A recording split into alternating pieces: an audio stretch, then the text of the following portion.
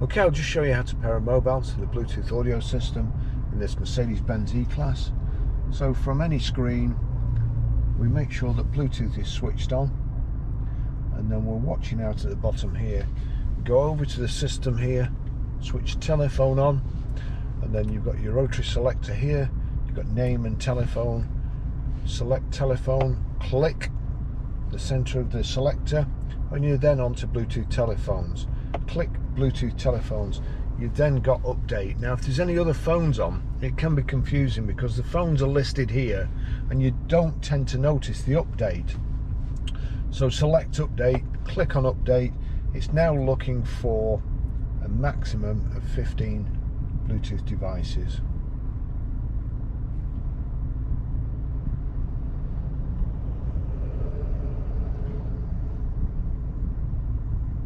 And there you go, it's picked up my phone. So turn the selector until it gets to my phone, Barry's iPhone, then click the center. We now have to put a code in. For ease of use, I'm going to put 0000 in, and then we wind across to OK, and then click in the center for OK, and here we go. We've got this sort of calculator thing up there. Put 4 noughts in, allow contacts and favorites to sync has come up, allow, authorization procedure successful, and there you go, you've got Mercedes Benz Bluetooth connected. Okay, I'll just show you how to delete a mobile from the Bluetooth audio system in this Mercedes Benz.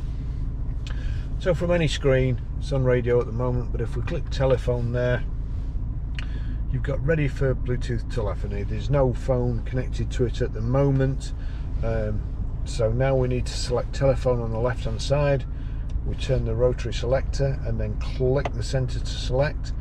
You've then got Bluetooth telephones, click select, and you see Barry's iPhone there. So turn the rotary selector to Barry's iPhone 11 highlighted, and you see options at the side.